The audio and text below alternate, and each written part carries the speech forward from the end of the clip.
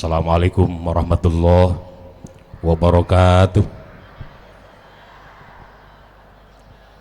Bismillahi walhamdulillah, wassalatu wassalamu ala rasulillah Sayyidina Muhammad ibn Abdillah wa ala alihi wa ashabihi wa man tabi'ah huda.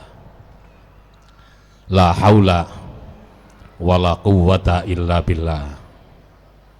Al-Fatihah ta'ala niyatil qabul wa tamami kulli sulin wa ma'mul wa ala solahis sa'an zahiran wa batinan wa andallahal karim yabtahu alaina futuhal arifin wa yupaqihuna fiddin wa yarzuquna kamalal ikhlas wal yaqin wa ala niyatin annallaha yaghfiru dzunubana wa dzunuba abaina wa masyayikhina wa man ahsana ilaina ila hadrati sayyidina rasul Muhammadin sallallahu alaihi wasallama wa ala alihi wa ashabihil kiram thumma ila ruhi muallifi hadzal kitabi wa muallimina. Al-Fatihah. A'udzu billahi minasyaitonir rajim. Bismillahirrahmanirrahim. Alhamdulillahirabbil alamin arrahmanir rahim maliki yaumiddin. Iyyaka na'budu wa iyyaka nasta'in ihdinas siratal mustaqim. Siratal ladzina an'amta 'alaihim ghairil maghdubi 'alaihim waladdallin. Amin. Halaman 102 ya. Wa bis sanadil muttasili ilal imamil muallifi rahimahullahu ta'ala wa adaman nab'abihi wa bi barakati ulumihi fid dharaini amina qala wa jaa'a anin nabiyyi sallallahu alaihi wasallama annahu qala arba'atun minan nisa'i bil jannah wa arba'atun binar. Telah datang hadis dari Nabi sallallahu alaihi wasallam bahwa sesungguhnya beliau bersabda, ada 4 wanita, maksudnya 4 golongan wanita yang nanti bakal berada di surga, wa arba'atun binnar, dan 4 golongan yang lain di neraka. 4 golongan di surga, 4 golongan yang lain di neraka. Itu doang tempat 2 yang paling akhir ya, surga dan neraka. Ada tempat lain a'rab namanya ya, antara surga dan neraka. Ini enggak disebutin itu.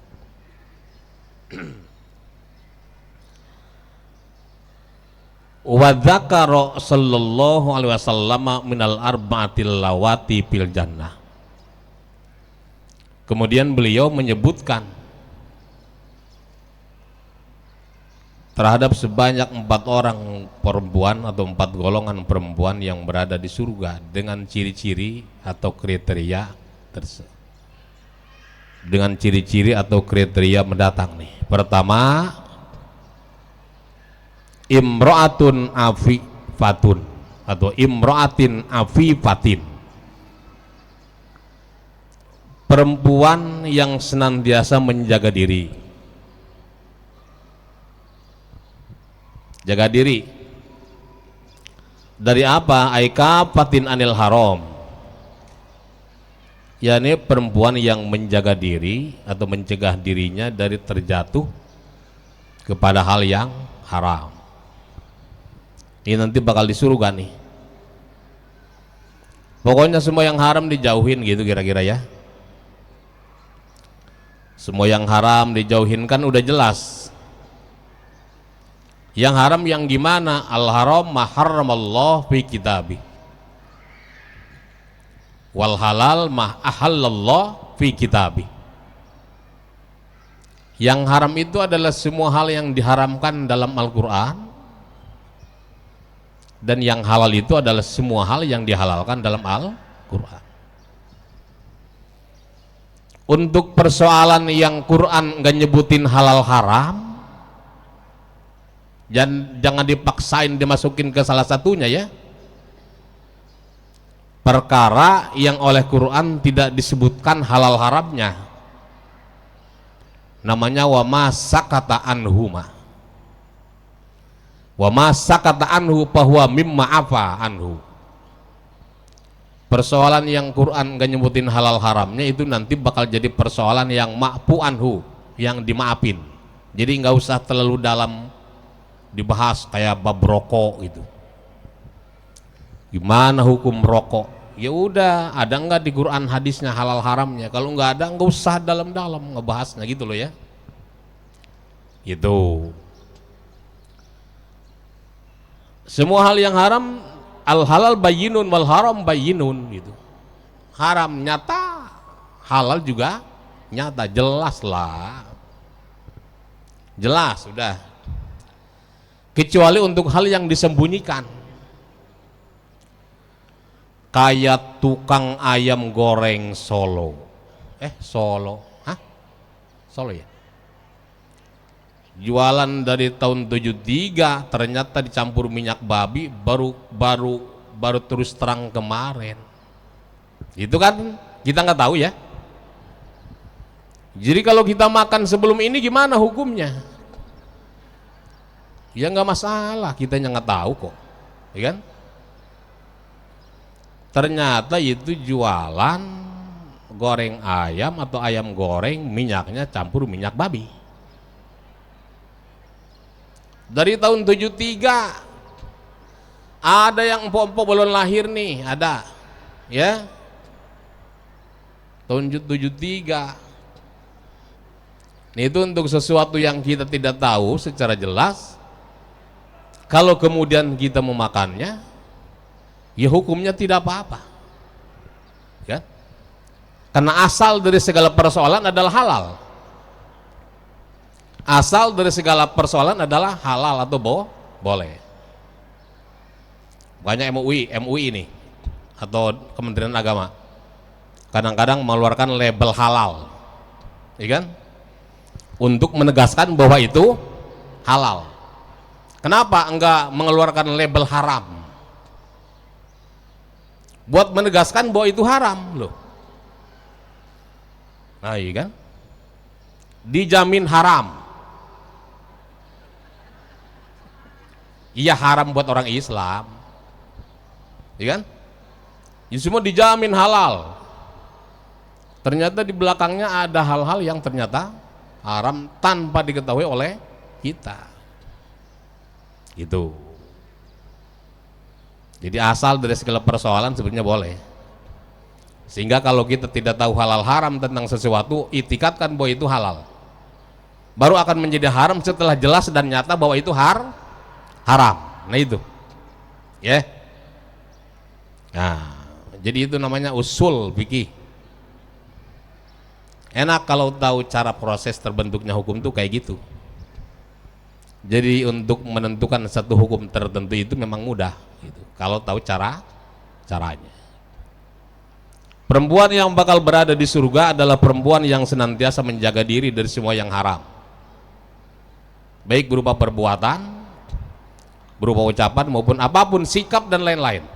Udah tahu semua insya Allah. Tukang ngaji kan tahu ya halal haram gitu. Yang jadi dilema ibu, iyalah dilema. Orang lebih takut terhadap makanan haram ketimbang duit atau penghasilan haram. Ayo ibu-ibu, ntar abis ngaji jangan pada pulang. Tadi depan saya mau bagiin daging babi, mau nggak? Pasti nggak mau kan? Ibu-ibu tolong nanti jangan pulang, ntar ada yang datang ke kita mau bagi-bagi duit. Duit apa kek? Pasti nunggu kan? Padahal bahasanya duit apa kek gitu. Kita juga nggak tahu asalnya kan. Tuh, jadi saya bilang orang lebih takut dengan makanan haram ketimbang duit atau penghasilan haram. Itu padahal sama aja. Ya. Jaga diri dari hal-hal yang haram supaya dalam prosesnya ke sana nanti Allah arahkan kita menjadi lebih baik. Ya. Ta'iatin lillahi ta'ala wa li zawjiha. Selain orang itu menjaga diri dari yang haram adalah juga dia taat kepada Allah dan taat pada suaminya. Taat pada Allah dan taat pada suami. Kalau taat pada Allah mutlak, artinya tidak tawar menawar, nggak ada pilih memilih soal ketaatan pada Allah, karena semua yang Allah perintahkan mesti baik. Tapi kalau taat pada suami tentu muqayyad, ya, namanya muqayyad itu artinya tergantung jenis perintahnya. Seorang istri hanya dituntut taat pada suami sepanjang perintahnya tidak bertentangan dengan perintah Allah, gitu. Sepanjang perintahnya tidak mengandung unsur haram. Kalau sudah masuk pada persoalan yang bertentangan dengan agama atau mengandung unsur haram, tidak ada ketaatan kepada seorang manusia, nggak ada. La ta'ata li makhlukin fi maksiatil khaliq. Tidak wajib taat pada makhluk dalam persoalan yang mendurhakai Allah Ta'ala.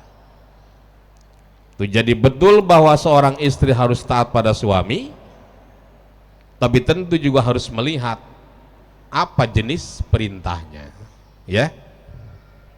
Tidak boleh kalau hal-hal haram,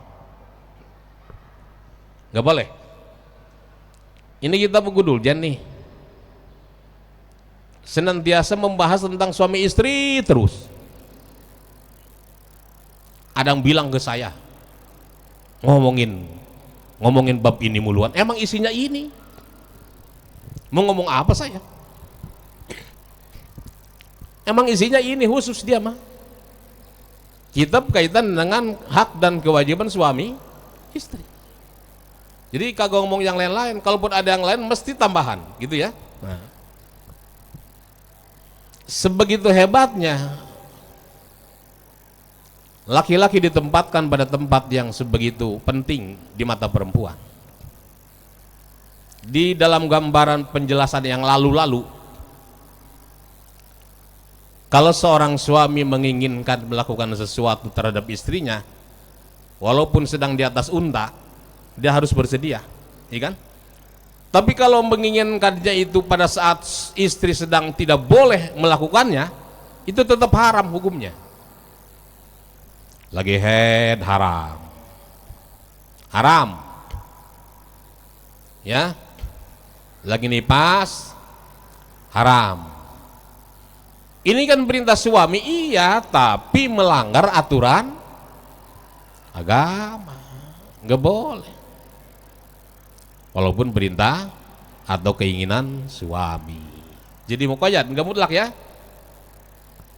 Waludan, perempuan yang banyak anaknya, yang banyak anak. Waduh, banyak anak. Anak banyaknya berapa? Hah? 12 ya. 12. Yang 11 main bola semua, yang satu wasit. Atau yang satu pelatih. Lengkap dah timnas. 12. Yang satu 6, yang satu 6 main poli dah udah. Buset, ada 12 ya. Itu ketentuan bahwa banyak anak Memang sesuai dengan harapan Rasulullah sallallahu alaihi wasallam, tazawadul wadudal walud, nikahilah perempuan yang banyak anak. Itu, nikahilah olehmu perempuan yang banyak anaknya, sebab nanti aku akan merasa bangga di akhirat dengan banyaknya umatku. Turunan saya mah, bini saya mah Pak Ustadz, memang anaknya sedikit-sedikit, dari emaknya, engkongnya juga, neneknya sedikit. Neneknya cuma punya anak 2, emak saya sama uak saya. Mertua saya punya anak 2, gitu kata dia nih, saya sama adik saya. Jadi saya cuma 2 nih anaknya, supaya pengen banyak anak gimana caranya gitu. Ya udah pikirin aja ya gitu. Mau adopsi, nah apa nyari bahan lagi biar yang bisa ngeluarin anak lagi gitu. Bu, itu adopsi ya, adopsi, tahu nggak adopsi? Hukum adopsi itu hukum ke orang lainan, hukum ajnabiyah. Kalau itu orang lain tetap berlaku ya. Satu keluarga mengadopsi anak perempuan atau laki-laki, entah dari rumah sakit atau dari mana, badannya resmi lah. Hukum ajnabiyah berlaku sampai tua, artinya wudhu tetap batal, hukumnya tetap orang lain. Hati-hati nih, sebab kalau anak diurusin dari bayi sampai besar, dewasa dan sebagainya, dia merasa anak sendiri, maka segala sesuatunya merasa tidak ada yang terhalang, kayak anak sendiri. Padahal kalau dia lawan jenis, wudhu batal. Hah? Boleh, boleh dinikahin. Jangankan anak adopsi, anak yang terlahir dari proses perzinahan itu boleh menikah dengan bapaknya. Nih contoh, A berzina dengan perempuan di luar, ya pasti dong melahirkan nih perempuan. Itu laki-laki yang membuahinya itu boleh menikah dengan anaknya itu. Kenapa? Dia bernasab ke ibunya, tidak bernasab ke bapaknya. Bapaknya hukumnya orang lain, namanya min mustaqdzarin, di luar nikah kan? Iya, di luar nikah, hukumnya orang lain. Fikih Syafi'iyah semua begitu, hukumnya orang lain. Nah itu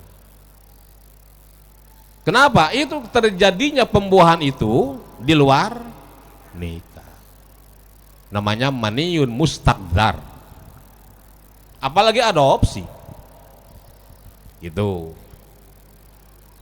Makanya jangan, kalau kemudian ada orang hamil di luar nikah kemudian dinikahin, anaknya perempuan kemudian dewasa dan nikah, harus dilihat nanti ini orang tuanya yang jadi suami ibunya ini nanti bisa ngewalin apa kagak, tergantung nanti masa dia lahir dari sejak dia membuahinya dan menikahnya ya. Kalau udah 6 bulan hamil dinikahin, 9 bulan lahir, udah gede diwaliin, nggak sah. Nggak sah itu ya. Minum Bu, minum. Lagi pilek saya, batuk. Nggak sah itu, nanti bapaknya itu ngewaliin dia, karena bukan anak berdua, anak ibunya. Harusnya dihitung dari sejak dia lahir, sejak dia nikah sampai anak itu lahir. Kalau sejak dia dinikahkan sampai dia lahir melewati masa 6 bulan beberapa menit, berarti anak berdua. 6 bulan beberapa menit. Kalau dari sejak dinikahkan sampai dia anaknya itu lahir kurang dari 6 bulan sekian menit, berarti anak ibunya nanti kalau dinikah pakai wali hakim. Itu pikir.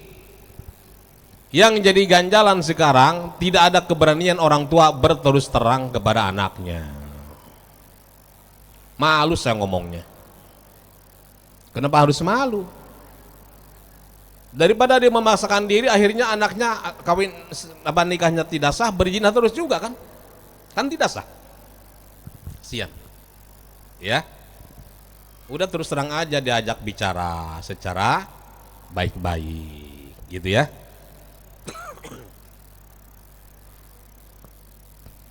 Waludan ay kasiratal waladi sobirotin, juga dia perempuan yang sabar. Sabar kapan nerapinnya? Ketika susah, jangan ketika kaya. Wah, saya mah sabar aja, punya duit 10 juta juga. Atau itu namanya bukan sabar, ya. Sobiratin yang sabar, qoniatin adalah iradiyatin, ridho bil yasir ma'azaujiha, dia ridho terhadap pemberian suaminya yang sedikit, itu bakal jadi ahli surga. Biarin bang, sedikit juga barangkali rezeki kita hari ini cuman segitu, gitu. Ya segitu mulu kagak ada robah-robahnya. Gitu ya. Maidot terus. Segitu mulu kagak ada robah-robahnya. Gitu. Jangan ya. Gitu. Harus sabar dengan yang sedikit, nanti Allah berikan lebih besar lagi. Orang yang tidak bisa menikmati hal yang kecil, sebetulnya ketika dikasih yang besar dia juga nggak bakal bisa bersyukur. Ya, kenapa? Gak ngasih sama sekali nafkah ya, jadi utang. Suami gak ngasih nafkah sama sekali terhadap istrinya, jadi utang. Utang bener. Itu karena itu utang bakal menjadi tanggung jawab sampai akhirat loh, kalau istrinya tidak meridhoinya. Gitu. Berapa nih sehari nafkah? Ya kita memang kadang-kadang nggak ditentuin ya, nggak ditentuin kadang-kadang, sepunyanya aja ya. Oke lah, misal sehari 50.000 ya, misal. Ya udah tinggal kalkulasi aja, gitu. Nanti berapa jadi hutang. Jangan salah tuh, jadi hutang. Ada hukum bandingannya. Ketika nafkah dianggap sebagai hutang, maka dalam kondisi sang istri membangkang pun nafkah jadi gugur. Ini kan adil namanya. Iya benar, suami kalau tidak nafkahin istrinya jadi hutang. Tapi bahwa ketika istri membangkang pada suaminya, nafkah jadi gugur.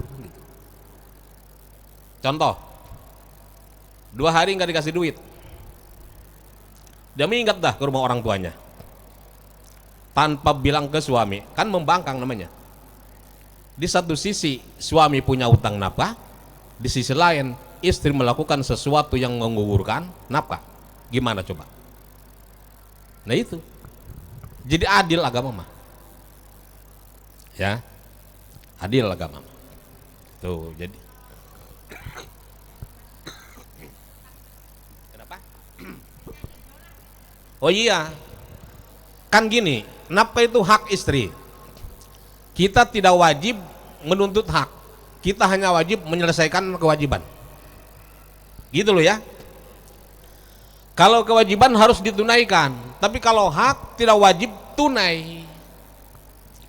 Bu, ibu sebetulnya punya hak di suami setiap hari sekian rupiah.